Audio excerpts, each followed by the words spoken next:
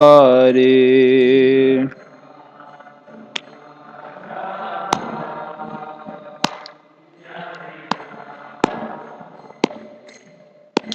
Jaya Vishnupad Paramahamsa Parivraj Gacharya Shutura Shutushi Srimad. His Divine Grace Srila Prabhupada Ki. Grantaraj Srimad Bhagvatam Ki. Gaura Pramanandi. All glories to the Simon devotees. All glories to Shri Shri Guru and Gaura.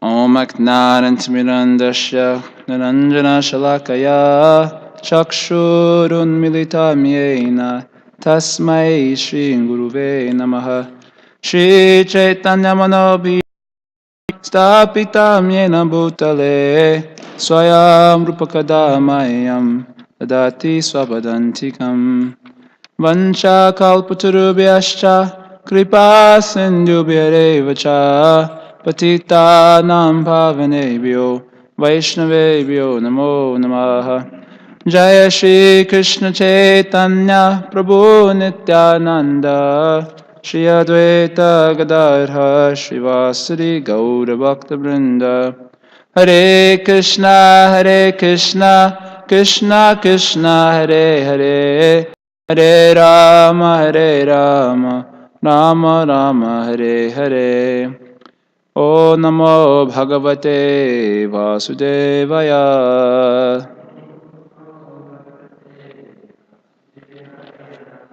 O Namo Bhagavate Vasudevaya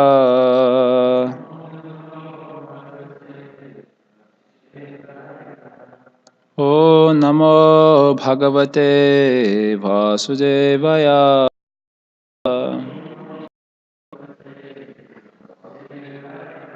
Since Canto Chapter 2, verse number 7. Ayam hi krita nirvesho janma kotyam hi yabhyachahara vivasho nama swastayanam hari.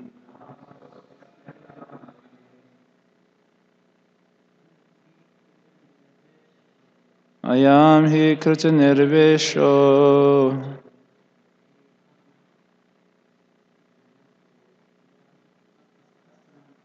janma kotyah sam api yad vyajahara vivasho nama swastayanam hare.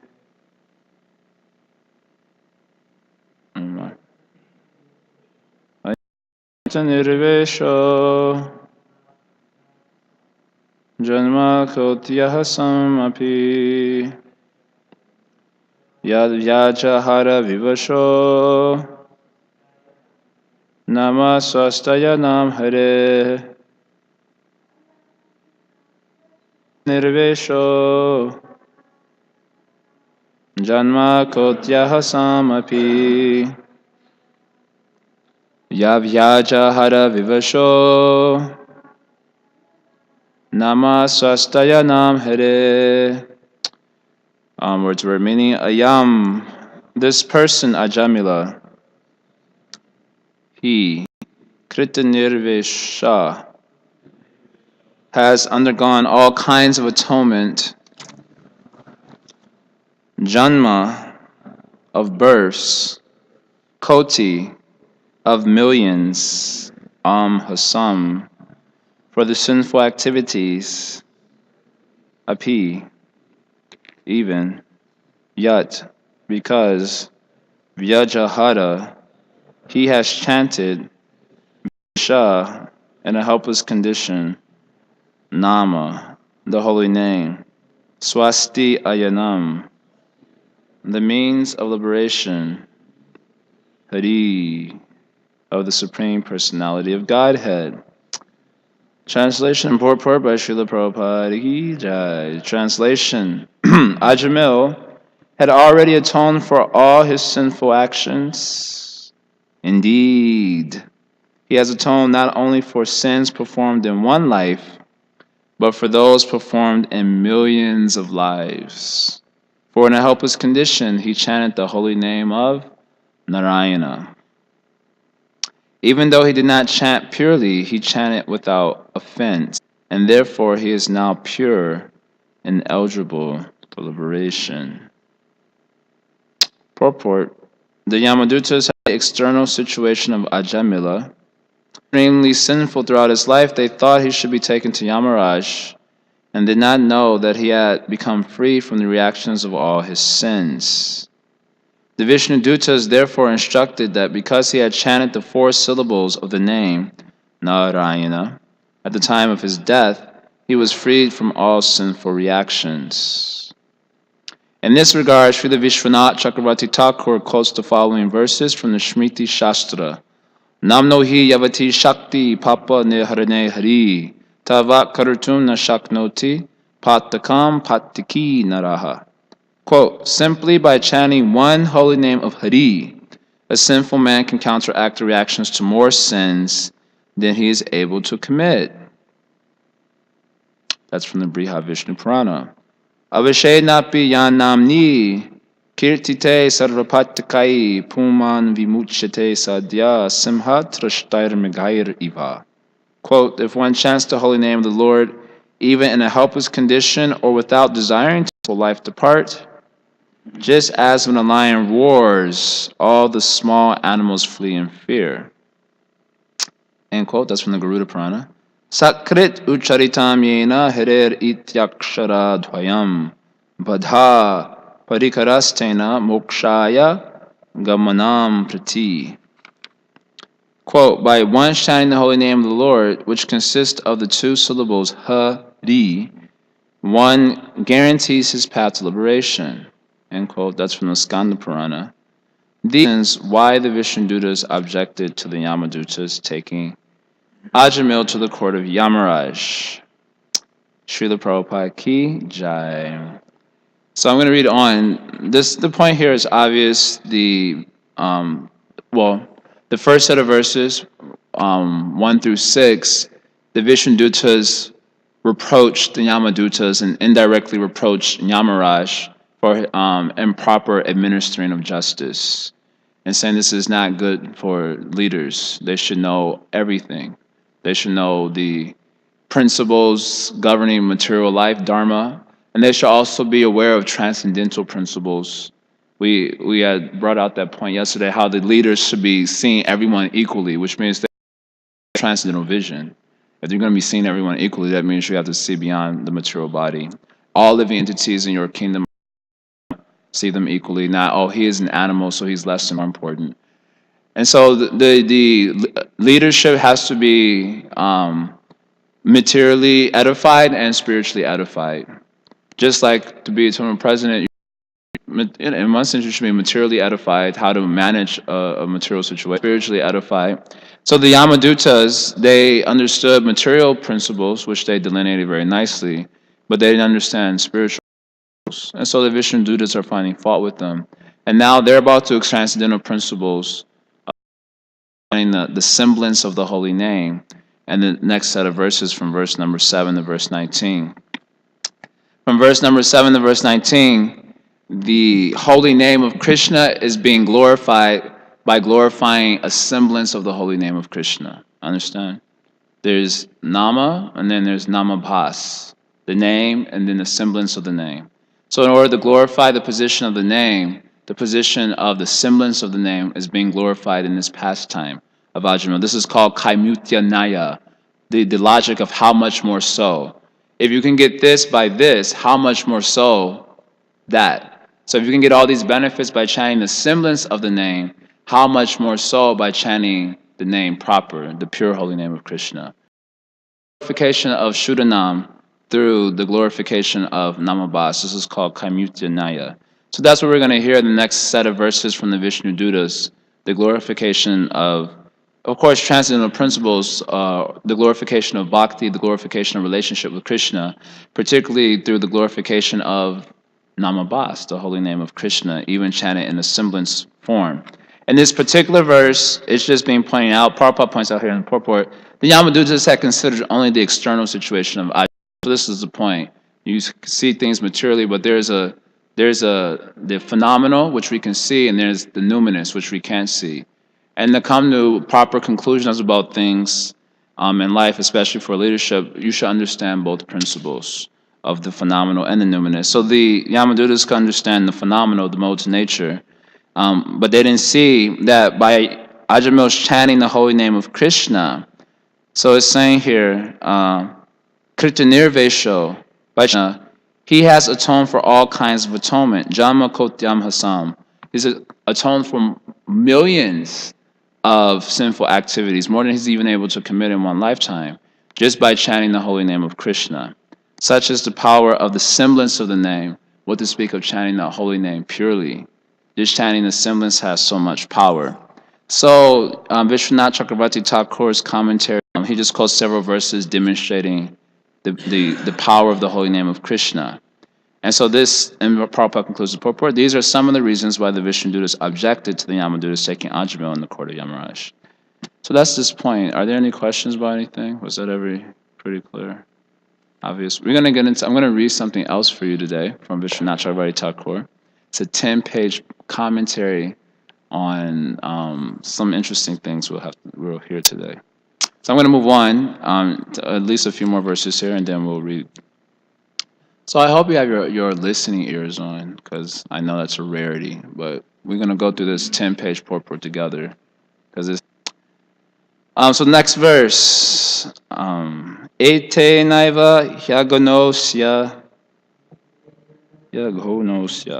kritam syad aganishkritam yadha narayanayeti Jagannatha Chaturaksharam.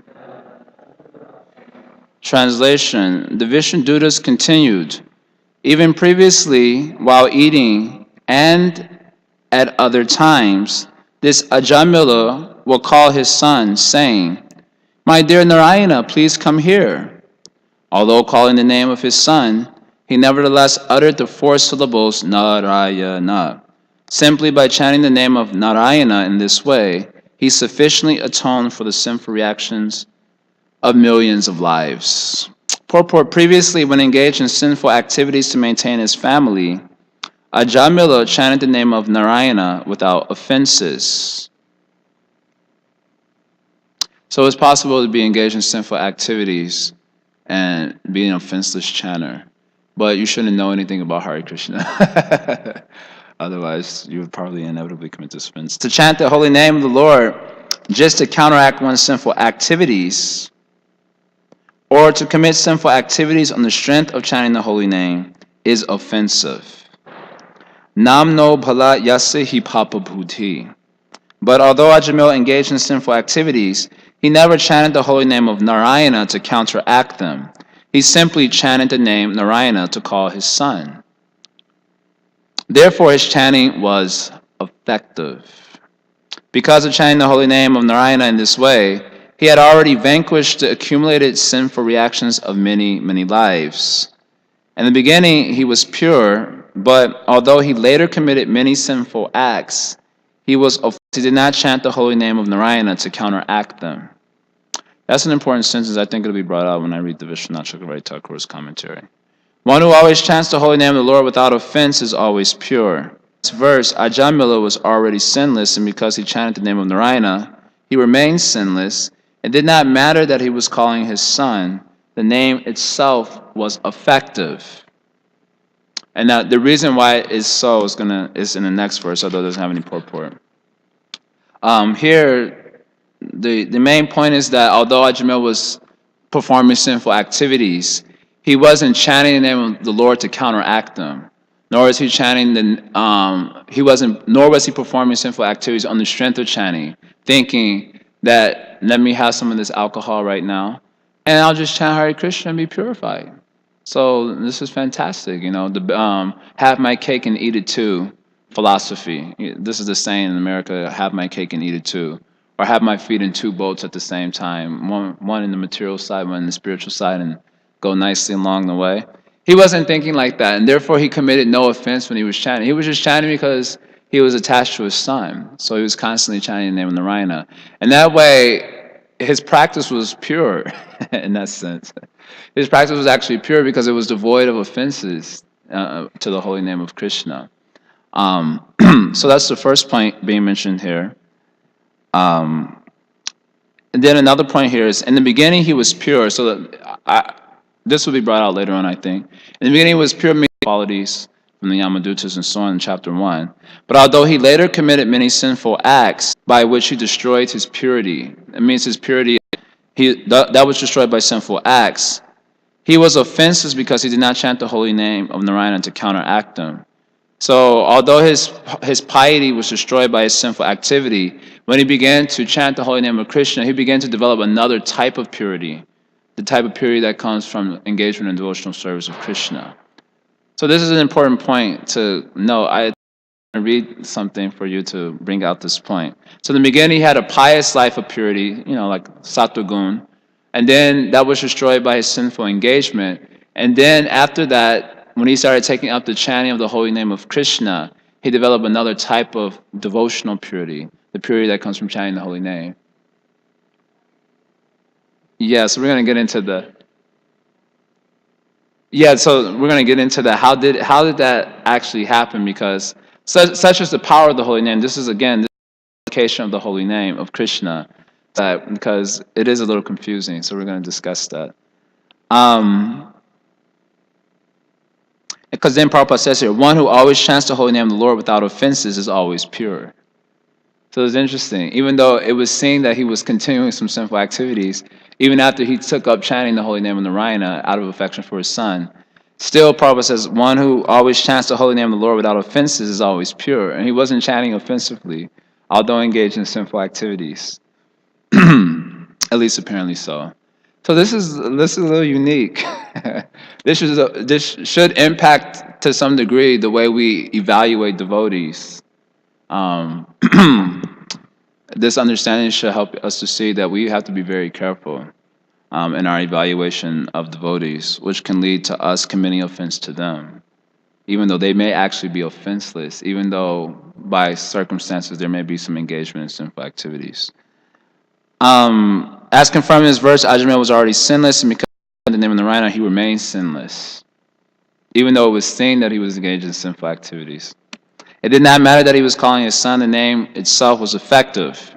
So why was the name itself effective? So I'm going to read the next two verses. We actually don't have a purport to them, but we'll chant them anyway for purification. This is verses 9, 10. Please repeat. Stena sura pomitra drug brahmaha Shri Raja Pitra Gohanta Yecha Patakino Pare Sarvesham Apyaghavatam Idam Eva Sunishkritam Nama Vyaharanam Vishnur Yatasta Vishayamati Ta Vishayamati. That's an important phrase there. Translation: the chanting of the holy name of Lord Vishnu is the best process of atonement for a thief of gold or other valuables, for a drunkard, for one who betrays a friend or relative, for one who kills a brahmana, or from one who indulges in sex with the wife of his guru or another superior. It is also the best method of atonement for one who murders women, the king or his father, for one who slaughters cows, and for all other sinful men. Simply by chanting the holy name of Lord Vishnu, such sinful persons may attract the attention of the Supreme Lord, who therefore considers, because this man has chanted my holy name, my duty is to give him protection. So someone comes up and says, I just killed. So don't worry about it. Just chant Hare Krishna. Of course, the police here were thinking like that. We may get arrested. They're encouraging all sorts of sinful, very sinful activities and saying it's not a problem, just chant Hare Krishna, it'll all be okay. There's a reason for that. The reason, and the phrase is Tavishayamati, that the Lord's mind thinks of that devotee who chants his name. So this is a very important point. Anyone who chants the name of Lord Narayana, the Lord's mind thinks of that person. And there's a reason for this, and this is something that's very interesting. Just as a devotee has attachment to the name of Krishna, the named, Krishna also has fondness for his name because of his attachment to his devotee. Isn't that interesting? It's fascinating. I just was reading this morning, Jiva Goswami commentary. Just as the devotee has fondness for the name of Krishna because of his attachment to Krishna, Krishna also has fondness for his name because of his attachment to his bhakta, his devotee. So it's not narcissism when Krishna has attraction to his name. It's not like, what a narcissistic person. Some people think like that. Just like we may have attraction to our name because we're arrogant. And, everyone should, not because it's the name of God for some of us who are initiated, but because it's my name. But Krishna has fondness for his name because of his attraction to his devotee. Because what is the name of Krishna? There, as we learn from the Harinam Chintamani, there are primary names and secondary names. Understand? Primary names and secondary names. So the primary names, or let's say the secondary names, are the names of Krishna that refer to his relationship with the material world, such as Ishwara, Jagat Guru is a name, Paramatma, etc., Jagat Bandhu, etc. These are all called secondary names of the Lord, which are names which relate to the material creation. Those types of names have the power to, of course, give one prema. They do have power to purify you, of course, because they're names of God, but they cannot give you prema. But then Krishna has his primary names. His primary names are names that are in relationship to his leelas and his devotees in the spiritual world, like Jasoda Nandana, Nandanandana, Brajendra Nandana, etc. These are all names which speak of Krishna's relationship with his associates and the spiritual world performing leela. Those types of names have the power to not only purify, which is a secondary effect of chanting those names, but they have the power to give you prema, which is the primary benefit of chanting the names of Krishna. You want to I answered the question. Okay. Yeah.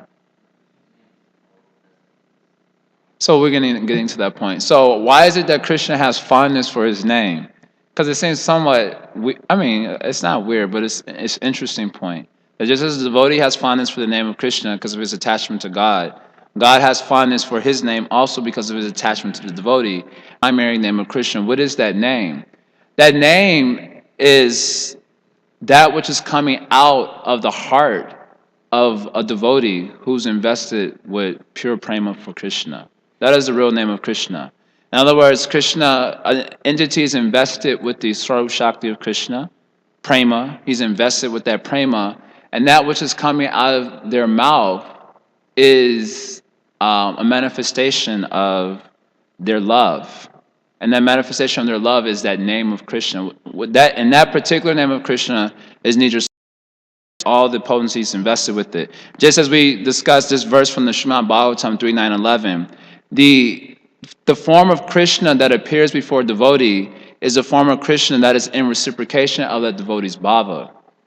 So in one sense, the form of Krishna is a manifestation of the bhava of his devotee. And because just as Krishna is eternal, so also there are the Nitya Mukta living entities who are eternally existing along with Krishna in the spiritual world performing Leela. And so the reason there are so many variety of forms of Godhead, this is described in the Bhagavatam very nicely. The reason there are so many forms of Godhead is because there's so many devotees invested with these unique types of bhava for Krishna. And the form that is manifesting is a reflection of that particular bhava. Does that make sense? So the form of Godhead is an exact replica, you could say, or reflection, I think is a better word, of the bhava of his devotee. Understand? The example given, like you may see the sun in the sky. Let's say different types of persons are looking at the sun in the sky, and they're looking at that one sun from different vantage points. Understand? So according to the vantage point, they're looking at the sun. That sun may have a different backdrop behind it. So if you look at it from the north, it may have the city skyline in the backdrop. If you look at it from the south, that's the backdrop. If you look at it from the east, it may have the ocean as the backdrop. So depending on the vantage point in which you look at the sun is differently perceived. Does it make sense? Differently perceived. So similarly, it's only one Godhead, there's only one God, but according to the background of a devotee's bhava, that same one Godhead is perceived differently. Does it make sense? So according to a devotee's bhava, which is the backdrop for the one sun that is Krishna, then the form of Krishna is manifesting as Kapila Dev, as Matsya, as Nrsimha, as Kurma, as Krishna. So the variety of forms, the variety of forms are direct reflections of, if you will, I don't know if that's exactly the proper language, that's the one I'm using now, are direct reflection of the devotee's bhava for Krishna. Understand that point? So the name that's coming out of the devotee's mouth is a name that is coming from his bhava.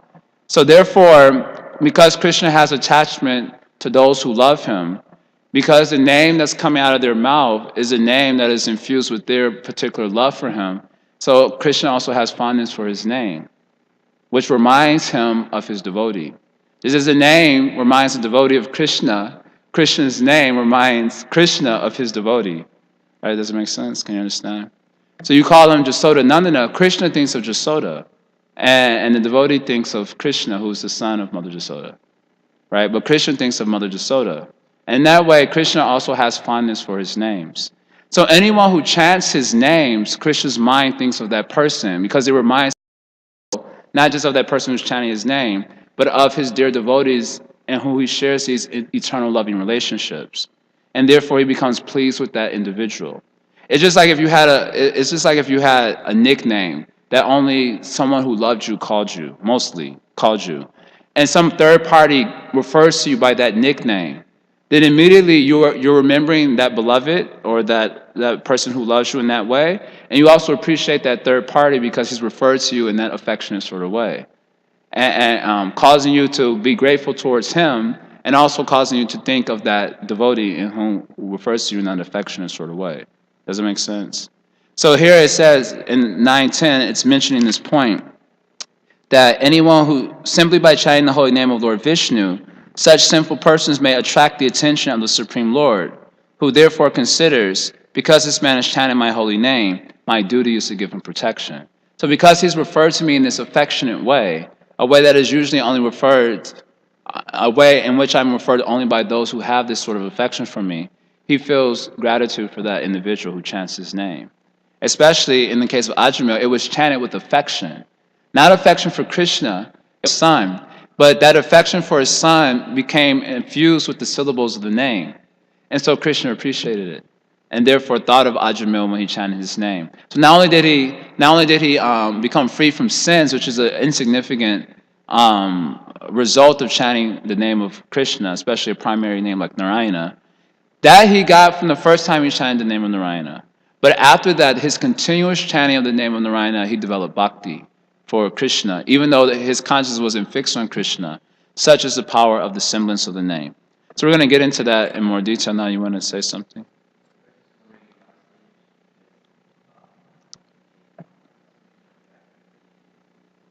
Yes, that's what I'm saying. That even because Baba wasn't emanating from Ajamil's heart either, but yet his mind thought of him, saying here, I must give him protection. That he has gratitude for that individual. Just like Krishna says to, who is that? Durvas Muni, Aham Bhakta Paradhino, Hyaswantantra Iva Dvija.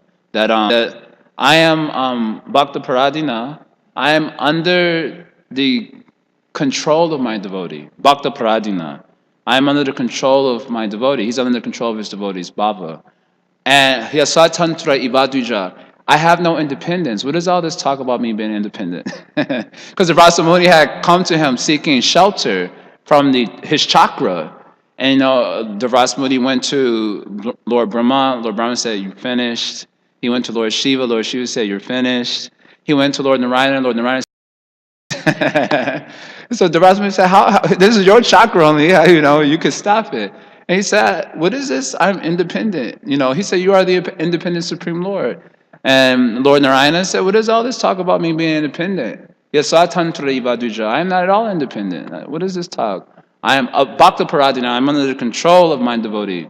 Sadhu Grasta Hridaya. Sadhu, what is that? Grasta Hridaya, something like that. I haven't quoted this verse in 7 years or something, but it's, anyway, Sadhu Grasa Hridaya, because my devotee's heart is completely devoid of desires and so on. What to speak of my bhakta, those who are servants of my bhakta, I am feeling obliged to them also. Such as attachment to his bhakta. So when a person chants the name of Krishna, it reminds him of his bhakta, and so he also becomes obliged to that individual. Tavichayamati, this verse is saying, his mind thinks of that person also, because he's reminded him of his beloved.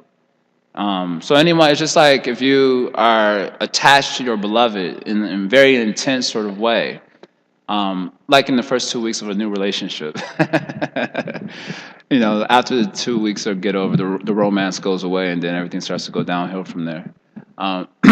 When you're attached to your beloved, sorry, something mundane came in my mind, but I have to share it because it demonstrates something about the material world that I thought was funny. I saw a commercial one time. It was a trailer for a movie, and in the movie it was about an old couple.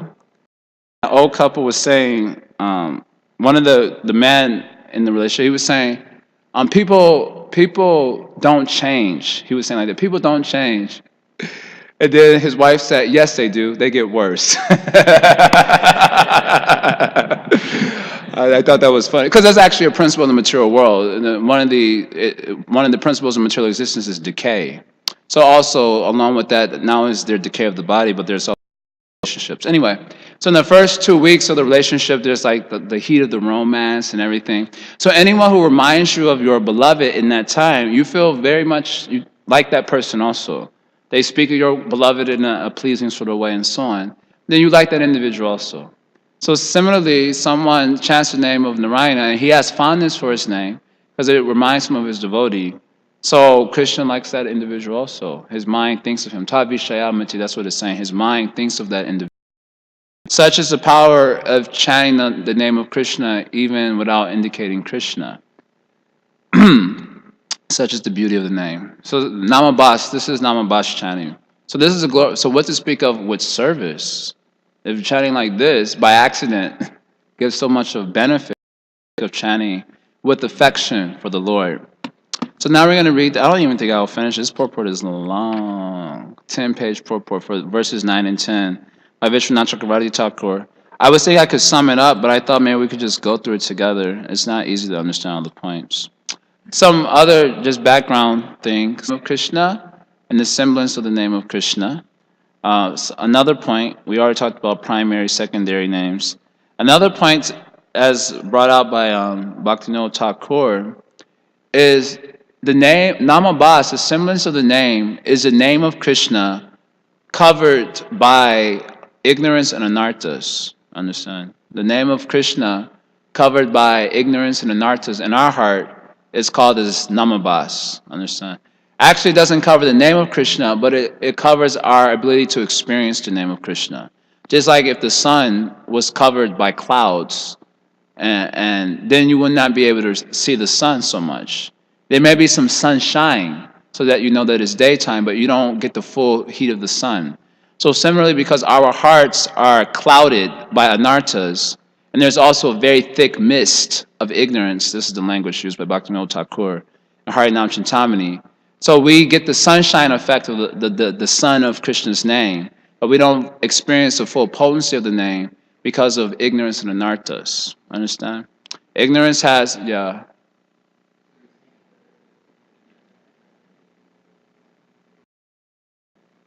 He's there, he's present, just as the sun is, just like the rising of dawn. So when dawn comes, sun is there, but you don't perceive it so much. So Krishna is there, but you don't experience Krishna fully. He's covered, so to speak. Not that he is covered, but we are covered And so our perception of him is covered. Our experience, so therefore the there would have no effect whatsoever. So Krishna is there, but the full force of that experience isn't there because of the heart is covered by ignorance and anarthas. Understand? Ignorance has 4 divisions. All these categories have 4 divisions. Ignorance and anarthas are of 3 types division. Bhaktivinoda Thakur described. One division is called asat trishna, which means thirst for the temporary. Category of anarthas is called weakness of heart. Another category is called aparad. Understand? Where are the cartels? I need some cartels for ringing. Yes, bring them. I need cartels. Understand? So anarthas have 3 categories. 3 categories of anarthas: asat shishna, weakness of heart, hirdaya dobralyam, and aparad, offenses. And ignorance is there also, avidya. These 4 categories. Tattva Brahma. Tattva Brahma means ignorance of truth, spiritual truth. Vastu Tattva, understand? So each of these have 4, maybe I don't go into that right now. Interested to know or not. 4 times 4 is 16. So you want to know what the things are? I don't even remember all of them, I think. Tattva Brahma has 4 divisions: ignorance of self, ignorance of the Swarup of the self, ignorance of the Swarup of Krishna, ignorance of the process of sadhana and sadhya, ignorance of the position of prema or something. I forget the 4th one actually. Could be it. I have to double check that. Weakness of heart has 4 categories. Pratishta, that's the main one, the hard one, weakness of heart. Fault finding and enviousness. Attachment to objects not related to Krishna. And then, what is the other category? Asat Trishna has 4 categories also. Attachment to things in this world. Attachment to sense gratification. So things in this world. Attachment to the attainment of swarga. The mukti. The other one? I don't remember. Has 4 categories also. I don't remember. Aparad has 4 categories also. Nam aparad. Seva aparad means aparad to the deity. Vaishnava aparad. Jiva aparad. Offenses to ordinary living entities. So anyway, in this way, our hearts are covered by these clouds and mist of anarthas and ignorance, respectively. We do not experience the full holy name of Krishna. And yet, even though that is the case, this Namabhas still has so much power, so much influence. So that is what is mentioned here. So are there any questions about any of these things so far? Nambas Shudanam. Krishna's attached to his name. He has fondness for his name. That's an interesting point, isn't it? Jiva Goswami. I was just reading this morning. So we're going to look at this purport a little bit, this commentary of Vishwanath Chakravarti Thakur. I don't think we're going to get through all of it, but some interesting things are brought up in light of some previous question also. I know which is very hard, conditioned as we are, but we should at least put forth some effort. So it says here, commentary on 910, Tavishamati. The name of the Lord may destroy sins, but how can Namabhas be the atonement for thousands of grave sins, which cannot be destroyed by thousands of 12-year vows? Stena means a gold thief. Chanting is the best atonement since it destroys the root of sin. Understand? That was the defect in Karma Marg and Jnana Marg. It couldn't destroy the root of sin. What is the root of sin? What is the root of sin? Ignorance. A 12-year ignorance is the root of sin, understand? Ignorance means to ignore. Understand? Let's call ignorance, to ignore. A 12-year vow of atonement, though it destroys the effects of sin, cannot destroy the root of sin. That is not the only result, because from chanting the name of the Lord's mind dwells on that person who chants, Tat Vishayamati. The Lord thinks, this person belongs to me, I will always protect him. This is Sridhar Swami's meaning of the phrase. Understand? So what's the 2 points about the holy name here? 2 points. Point number 1. It destroys the root of sin, so naturally destroys sin. The other point, the Lord thinks of that person. So that's the real point. And the how you say concomitant, less important point is the root of sin is destroyed. Understand so far? Don't worry, it's going to get more confusing. The servants of Vishnu said, hearing his name being chanted and remembering Ajamila, the Lord ordered us to bring Ajamila, who was chanting his name. Vishnu just said that. Then how much more the Lord will remember a person who chants the Lord's name with a service attitude! Exclamation mark. So that's the Kaimutanaya point that we already told. This is the implication. To show this to the servants of Yama, the servants of Vishnu said that Ajamil's chanting at the time of death had destroyed all his sins. But actually, from the first time that Ajamil called his son Narayana, out of all the times he called, all his sins have been destroyed. So what does it speak of all the times he said the name of Narayana? From the very first time he said that was already covered. Destruction, atonement for sins. The rest of the chanting after that produced bhakti. So just take note of that, because this is going to become an essential point in the future of this commentary. Got it? Yeah.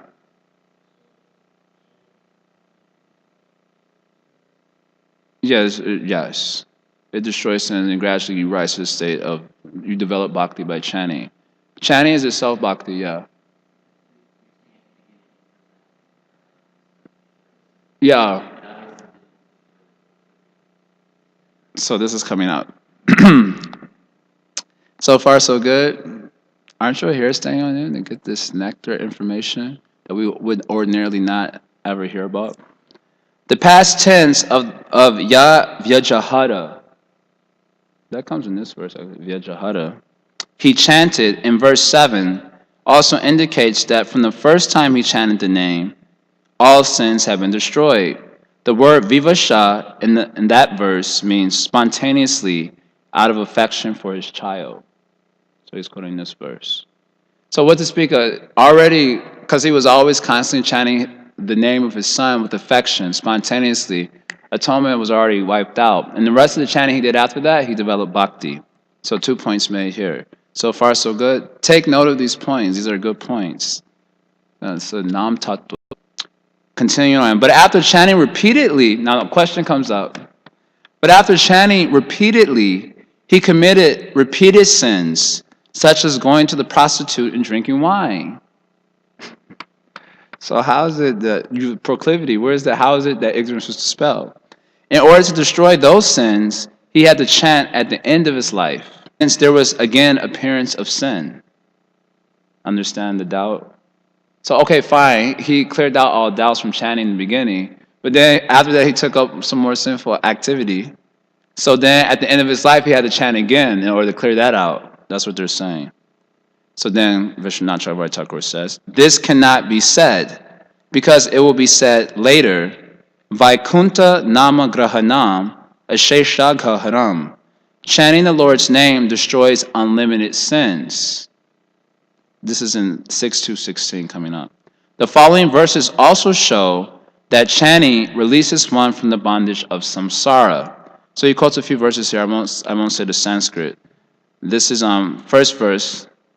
All sins in the present, past, and future are quickly destroyed by chanting the name of Govinda, which is like fire.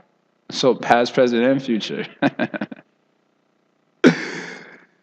Next verse. By hearing one of your names once,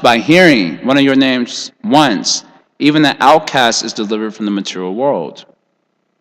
Another verse. Such power is not surprising from persons who have conquered the 6 senses, but the dust from the lotus feet of the Lord, since even an outcast becomes immediately free of bondage of karma by chanting the Lord's name even once. So understand the point being made here? What's the point being made?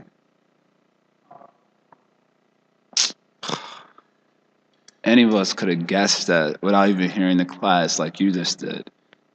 What is the point being made here? What is the question? What was the question that was asked?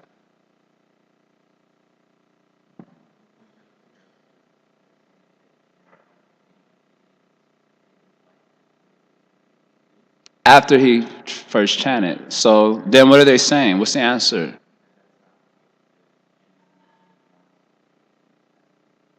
Understand? This is a point. 2 points. Take note. Take note. Don't just stand there starry-eyed. Take note of these Nam-tattva points. That was the second point. The first point is a question. The question was, what was the question? Sean, what was the question? Yes. What was the answer? Yes. Everyone got it? Yeah.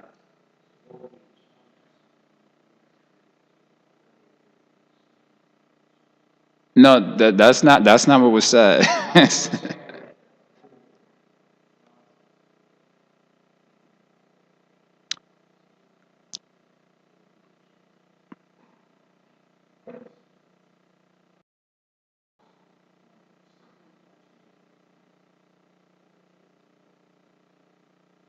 hmm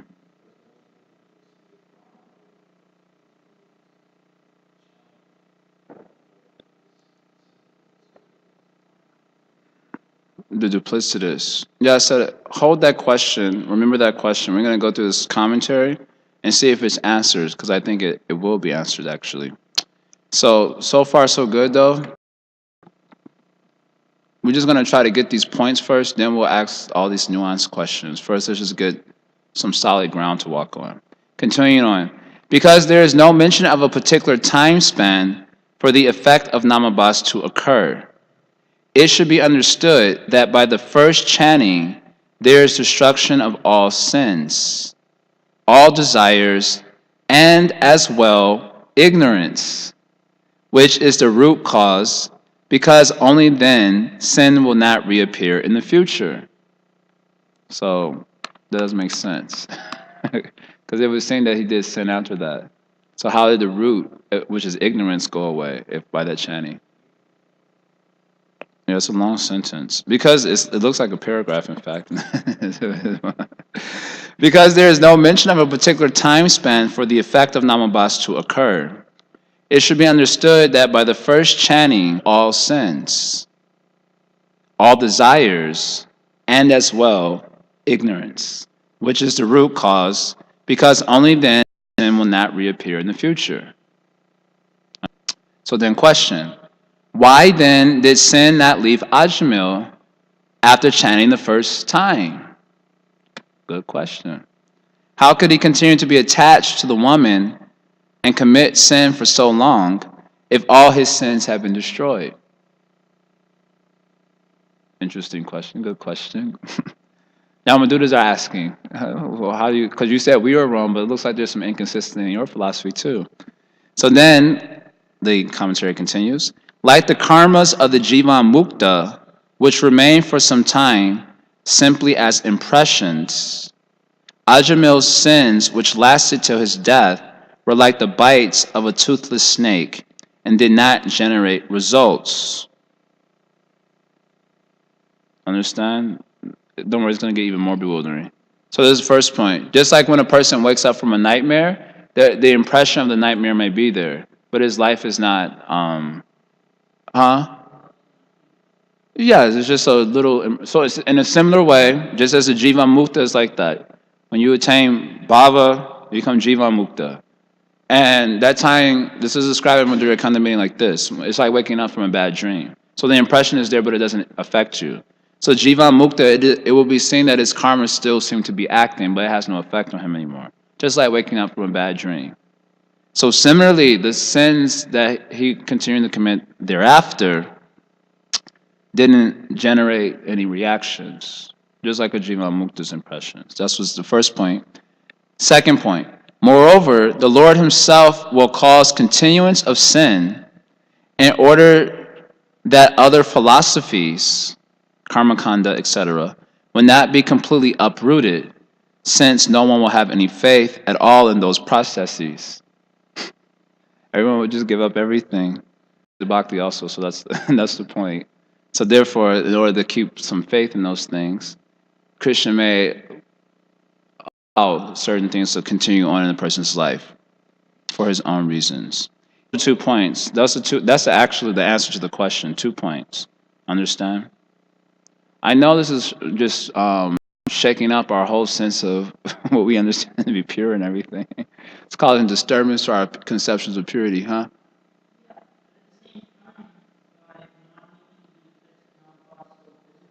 Anyway, that's coming up. We're just going to try to first understand this, and then we'll get into nuanced questions if there are any afterwards. So, if one were to explain the scriptural statements concerning the powers of the name to be exaggerated, this is all an exaggeration. You know? You may be thinking like that right now also. This is exaggeration, hyperbole. So that we'll chant sincerely. You're thinking like that, and then one will be committing offense. Tvatarta vhado harinamni kalpanam. It is an offense to interpret the name or think its powers are exaggeration. So already this pastime is putting us on the verge of offense. Hearing all these things. Be careful. So then he quotes a few verses. Namashaya katachit syat taratyeva sanamata. One who takes shelter of the name at any time crosses material life by the name. One falls to hell from offense to the name of the Lord, who is the friend of all beings. That's one quote. Another quote. Those most sinful of men who interpret the name of the Lord fall to hell. Another quote. That person who, even after hearing about the wonderful results of chanting the Lord's name, refuses to develop sincere faith in the name, and on the contrary, interprets the name, is hurled by me into the deep gloom of material nescience after being dragged through excruciating suffering. Understand? If you hear the glories of the name, don't take the name also, and you also interpret it, oh, this is hyperbole, then first you get dragged, then you're hurled into the deep gloom of material nescience. There's more nectar coming. Next, another quote. Persons who interpret the Shrutis, which wonderfully glorify the Lord's name, stay in hell forever. Nothing to increase, better not. Okay, you want to say something about this?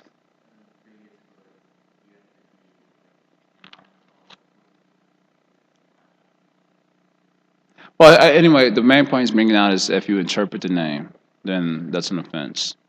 So he's just demonstrating that point from several verses.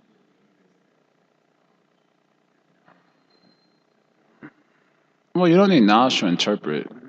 In fact, people who don't have knowledge interpret. So his commentary continues here. Maybe I won't read all of it because I don't know if you can tolerate. See how I'm turning so many pages? This is the whole thing. Many pages are left, but we'll go on a little bit longer. So thus, from the scriptures like Padma Purana and Katyayana Samhita, there are thousands of statements showing fall down from interpreting the name. Parashit has just said, quote, after withdrawing from sin, one commits sin again. I think atonement is useless like an elephant bathing.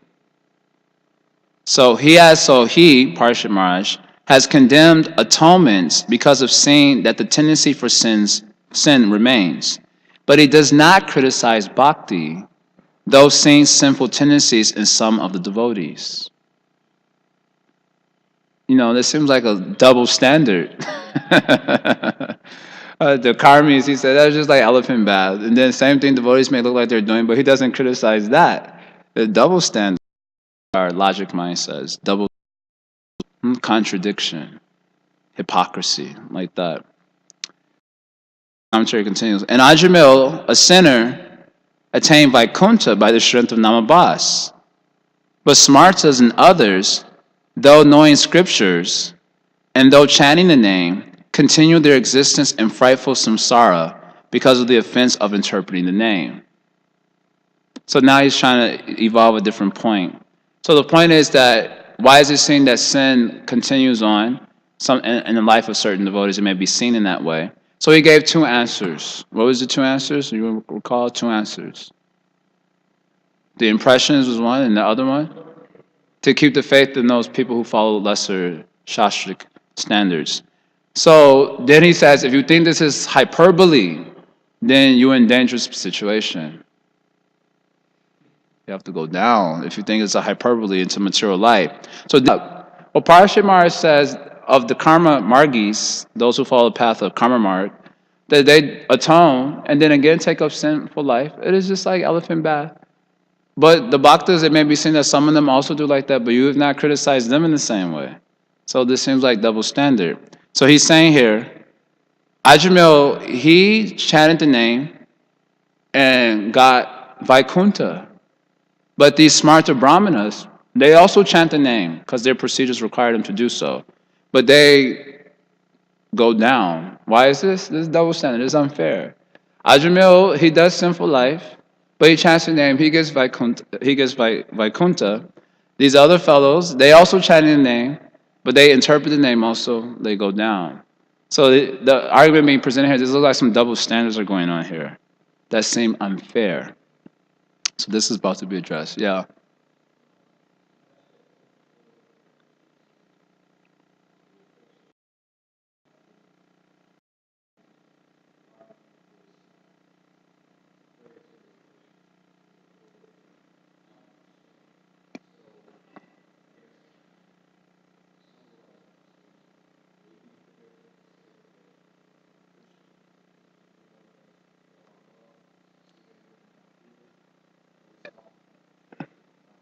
Sure.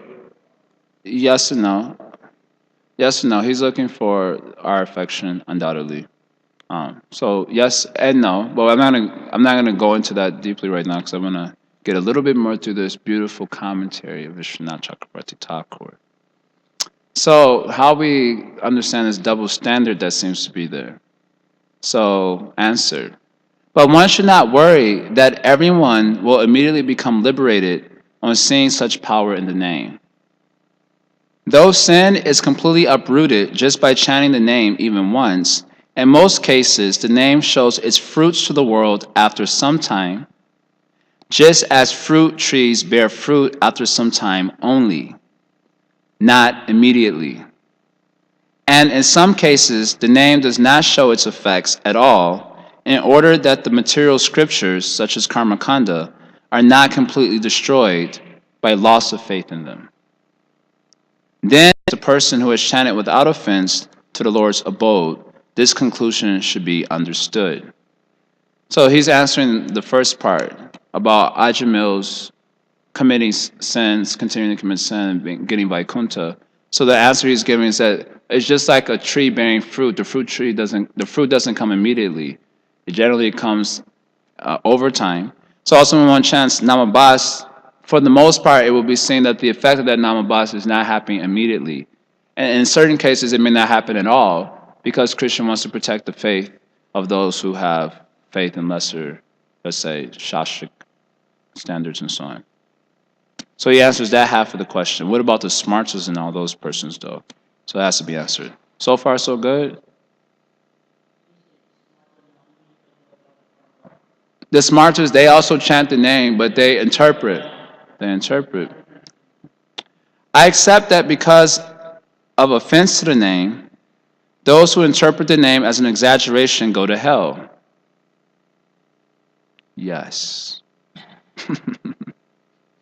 However, if chanting the name destroys all sins,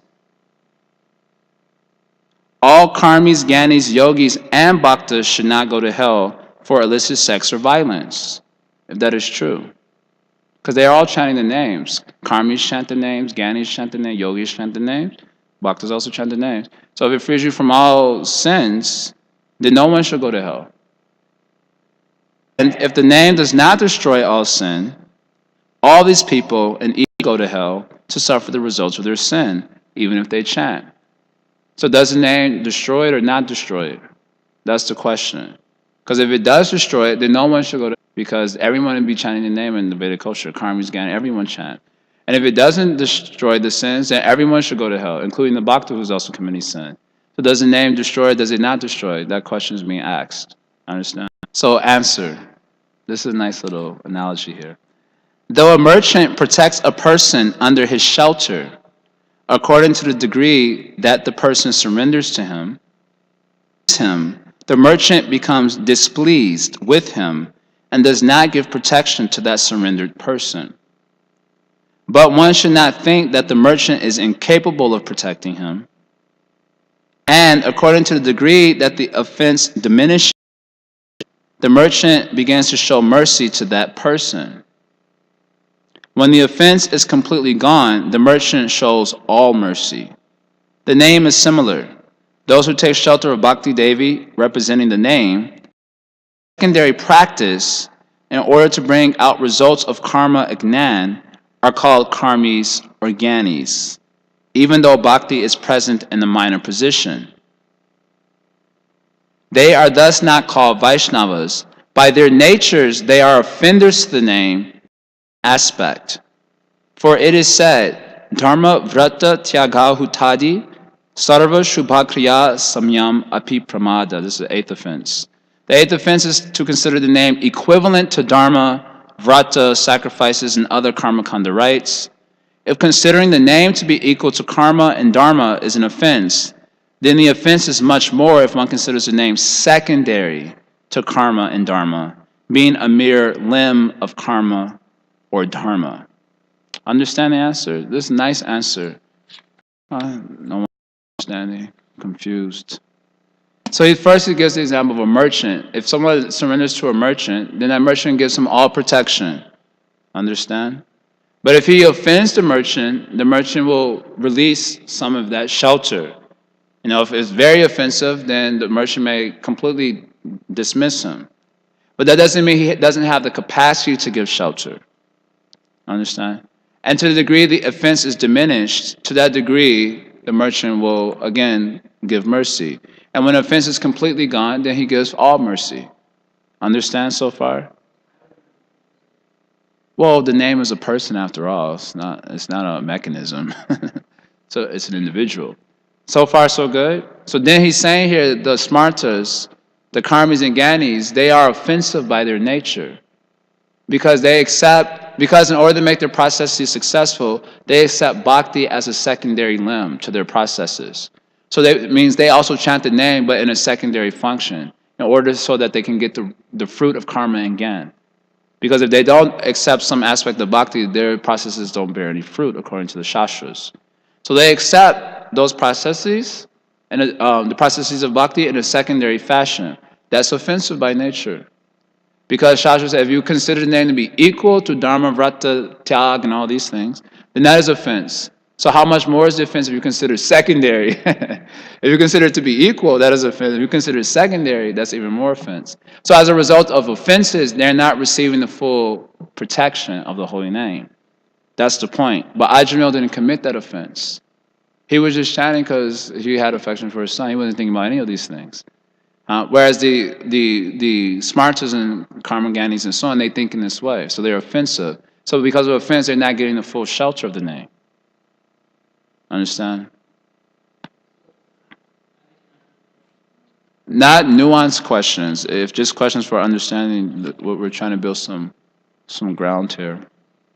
Because you need to first build a ground to walk on before you can get into nuances, Start getting into nuances and like real deep discussions, but you have no ground to stand on. That's not very useful. So first, there should be solid sambandhi gyan. Then you can get into all the bewildered. First, I'll read a little bit more. I know everyone wants to be released from the bondage of this discussion. And it's 8:38 after all. But a little bit more. So far, so good. I hope you're taking notes of these things, or you got really sharp memory, because this is important stuff. The information, and it also changed our outlook on living entities, understanding this section of Bhagavatam, because we tend to be real judgy because of our pure standards. We tend to be a little judgy, which is natural. It's not that we should drop purity, or at least anyway, most of us are not even at the. We should drop the purity of the standard, but the tendency is that when you live by a high ideal, you become a little puffed up. Influence the mode of goodness. You become a little puffed up. I am following so purely and so on. But if you understand these first 3 chapters of Bhagavatam, that tendency to be judgy will reduce in the heart. And therefore, the tendency to commit aparad towards jivas and will also diminish. Understand? So these sections, that's why hearing Shastra is so important, along with the chanting. Srila Bhaktisiddhanta is told that hearing Hari Katha is a Swarup Shakti of Harinam. Understand? Just like Srimati Radharani is a Swarup Shakti of Krishna, and only by her grace can you have Krishna. So similarly, hearing Hari Katha is a Swarup Shakti of Harinam, and therefore only by the grace of Hari Katha can you chant the name. And this is part of the hearing. You learn all these things. It changes your outlook of the name. It changes your outlook on jivas. It changes your outlook on the Lord himself. And that way you can chant the name purely and get Krishna. Otherwise, it's not possible. So hearing is as important as chanting Harinam for sadhakas. Otherwise, they can't come to pure chanting, although they will get the effect of whatever chanting they're doing. But it's just being glorified here. So we read a little bit more, this nectar information from Srila Vishwanath Chakravarti Thakur. I know everyone's hair is standing on end. The excitement information, isn't it? So though recognizing that they have offended her, the karmis and the gyanis, by taking her in a secondary fashion, out of compassion, Bhakti Devi thinks, karma yoga and these other processes should not be fruitless. How kind of her. Since they have accepted a small portion of her shelter. Thus, though she is a limb of karma, she gives the results of karma again in other processes without destruction. Similarly, when bhakti is a limb of atonement, she destroys the sins in those persons practicing atonements. It is not otherwise. And those who do not perform atonements go to hell to experience the results of their sins. However, Vaishnavas do not need to perform atonements. Furthermore, if those persons commit other offenses, such as interpreting the name or committing offenses to the devotee, and then perform dharma and other processes, bhakti no results for their efforts, even though she is still a limb of dharma and other processes. So as long as they don't commit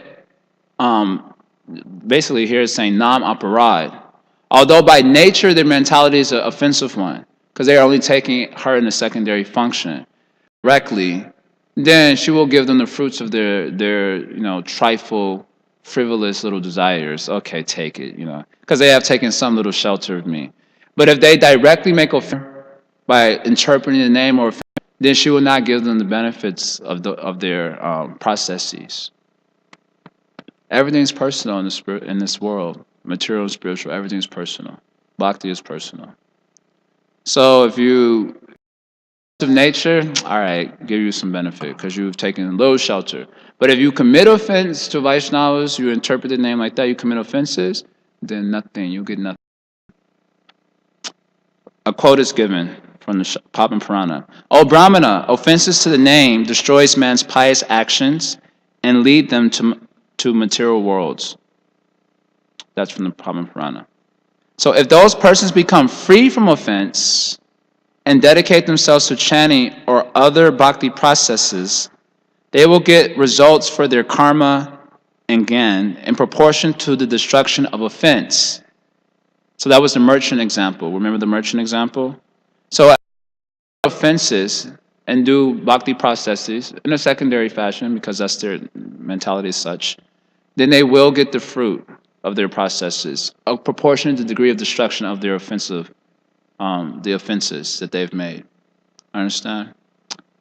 However, with complete destruction of offense by association with devotees, that means only association can completely offenseless. Attainment of the results of chanting is certain by the direct mercy of Bhakti Devi. Understand? A little bit more. Y'all hairs are staying on there, right? Yeah.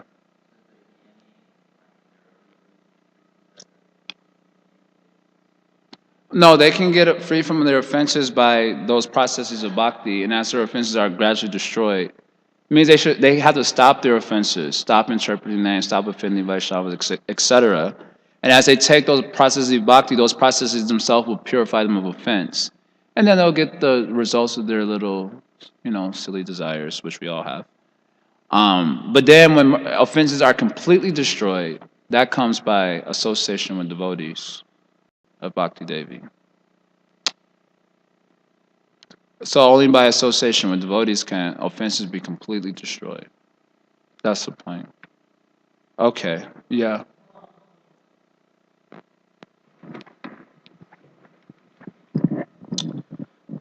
Was the question I asked earlier ever addressed in that dissertation when we were reading? Because I was trying to find that answer from earlier when I'd asked like someone who chants maybe out of love and affection, or that are on a lower level, they're not as pure, but yet they still chant with some type of affection. See, the thing is, um, if you chant, if you do sinful activities on the strength of chanting, or you chant to counteract sinful activity, that is an offense.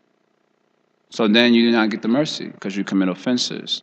So someone may be, by the strength of their conditioned life, engaged in some unfavorable to devotional service activity, like illicit sex, intoxication, and so on. But he shall not think that I'll counteract all this sinful activity I've just done by chanting the holy name of Krishna. Or I can do it and then I'll just chant and purify in the end. If he shall think like that, then he'll be devoid of the mercy. And if he's just doing that on the being helpless on account of identification with matter being very strong, or in certain special cases, allow such things to go on in the life of devotee, he can still achieve the goal of life, although he will do so slowly. Because the difference between Namabas chanting and Shuddhanam chanting is Namabas of offenses, anarthas, and ignorance makes the process slow, like going through a tar pit, you know.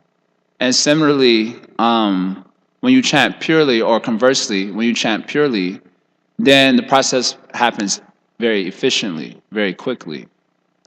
So if someone is sinning, so 2 points, if someone's sinning on the strength of chanting, or chanting to counteract sinning, that's offensive. So then he loses ground in spiritual life. If someone happens to be engaged in sinful activity on account of his circumstances in life, he kind of overwhelmed and so on, he still gets the effect of his chanting, the Namabhash chanting that he does, although it may produce fruit only gradually, just as when you plant a seed, the fruit doesn't come immediately, it comes gradually.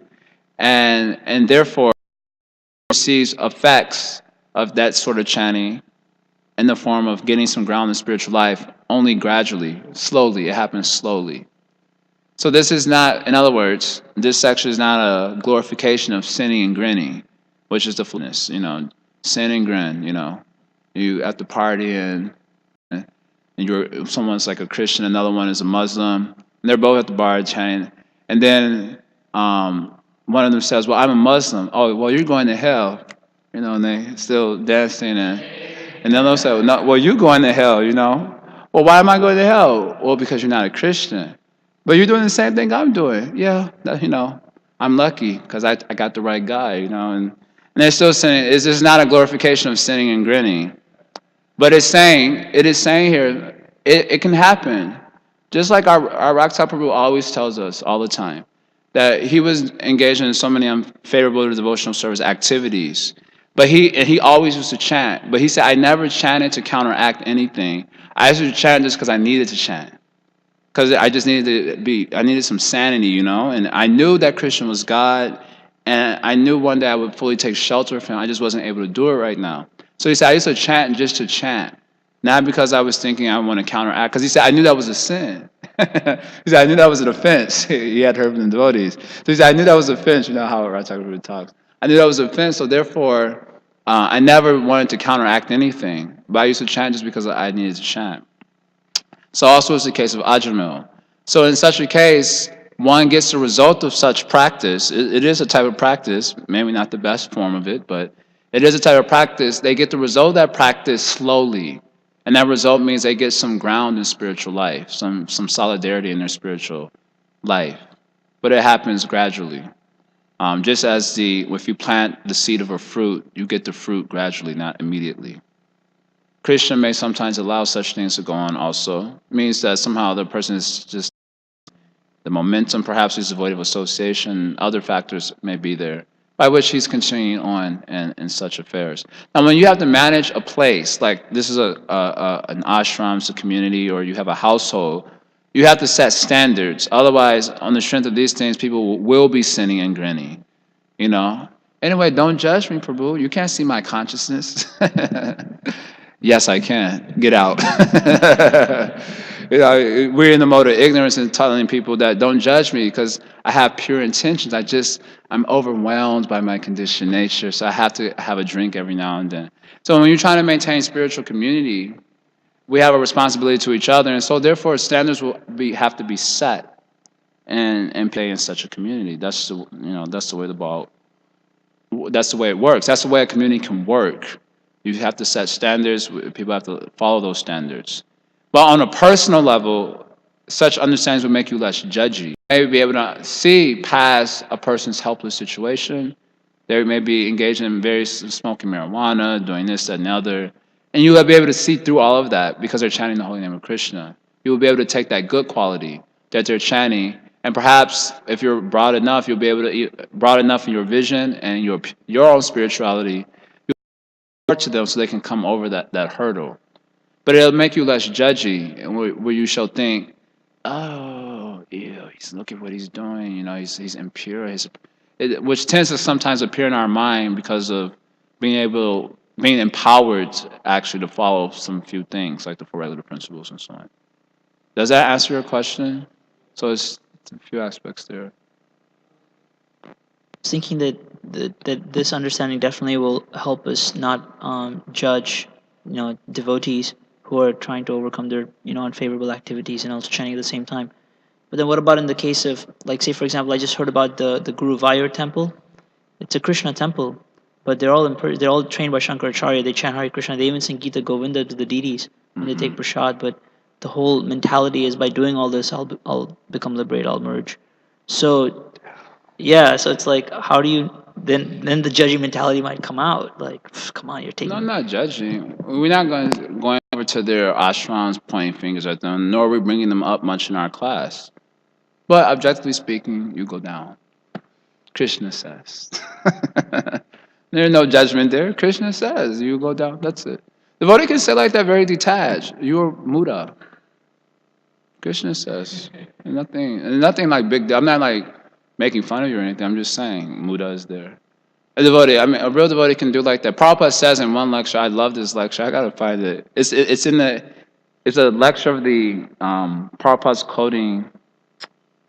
I think it's the fourth chapter of Gita. I have to find this lecture. But he's saying if you're a real Vaishnava, you will tell them directly that they're fools and rascals. Prabhupada was giving some lecture like this. He said, because you're not Krishna conscious, you cannot tell them because you're also fool and rascal. So therefore, you're not telling because you are also fool and rascal. You don't want to say. But if you're really Krishna conscious, you can tell you're a fool and rascal. But that means that you will tell in a detached sort of way, as Krishna does in the Bhagavad Gita. Krishna is not a very judgy person. He says if you worship in the mode of goodness, you get a situation accordingly. Yanti Deva Vrata Deva. If you worship in if you worship in ignorance, if you worship me, you come to me. Those who worship the Deva to Antavatu Palam Tesham Ta Bhavati Apamedasam. Deva, what is that? Yanti Deva Yajo Yanti, I forget the verse. Tepi, anyway, I forget. Antavatu Palam Tesham. So those who worship the Devatas, Tabhavati Apamedasam, they have little intelligence, very little. Why? Because their fruits are ephemeral. So that is the womb that gives birth to suffering, the son of suffering. But he's not saying it in terms. It's like saying if you touch fire, you're going to get burned. It's not a judgment. It's just saying this is what it is. So persons who think like this, Krishna's an ordinary person, a Muda. Those who think that there is no God, lowest of mankind. Those who think they are God, knowledge stolen by illusion. It is Asuram Baba Mashrita, all demon Baba, demoniac Baba. Nature is demoniac. It's not a judgment. It's not a judgment. He's just saying this is what it is, and it helps you to discriminate. And so if we're Krishna conscious, we can also do like Krishna. Someone says, well, how can you say if there is really a God? How do you know God, Krishna isn't just the result of anthropomorphism? We say you are a rascal. Foolish. Foolish. Because Krishna says, the person who says like this, muda. So they say this is foolishness. We may not say you are foolish, that would be, we might try to be more polite about it. But in a roundabout way, come to the point, that's foolishness. And then you can try to explain it to them philosophically why it is the case. But we should be able to say we're Krishna conscious. It's not judgy. And again, the judginess is not always in what you say, which is really just an expression of the judgment. The judgment is an internal thing that happens due to an uncontrolled mind. So by mind getting purified by the Bhagavatam, chanting holy name, then that diminishes. Our ability to keep our mind from going into that atmosphere diminishes. You can just see things for what they are in a detached spirit. Just like it says, Vidya Vinaya Sampane Brahmaniga Vihastini Shunin Shaiva Sopagisha Pandita Samadarshana. That the person, Pandit, by virtue of true wisdom, Vidya Vinaya Sampane, he sees with an equal vision. But what is that equal vision? He sees that living entities have certain bodies according to their karmas. And he sees the living entity as all one on the platform of consciousness. Just as although we may have different vehicles that we drive, on the platform of humanity, we're all one, we're all humans. But you can see that everyone's a conscious entity. No one is better or worse than anyone else. But according to their karmas, they have different situations. So he sees with equal eye. So then similarly, by virtue of hearing these vibrations of Bhagavatam and Bhagavad Gita, etc., then we also develop that sort of vision. You won't be judgments or anything, but you will be able to discriminate. Not being judgmental doesn't mean not being able to discriminate. Not being able to discriminate means no intelligence. And spiritual life is for persons with fixed intelligence. In fact, Krishna describes the person in samadhi as stita pragya, which means basically his intelligence is fixed. That is what it means to be self-realized, a very fixed intelligence, at least on the most fundamental. We're going to have to stop for now because it's already 9 o'clock. I guess we'll have to continue the nectar tomorrow. I hope you got all the points. So, because I will need to see them myself. I've read this purport so many more and more it starts to make sense, and it comes out more when you are in association of devotees and questions and answers come. Some greater clarity starts to come up. Good stuff, though, huh? Good stuff. Got the stuff. It's better than intoxication. Just knowledge. All right. We'll stop for now. Srila Prabhupada ki Jai.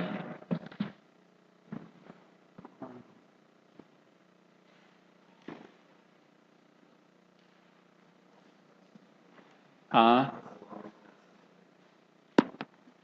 Yeah, I told myself I won't go past 9. That's when breakfast comes.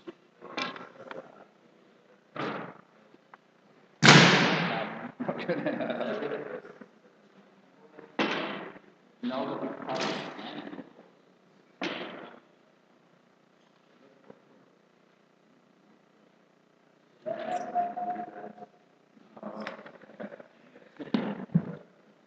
it's a shine.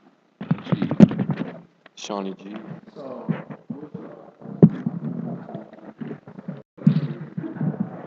Turn the microphone off. Turn the microphone off. Turn the microphone off.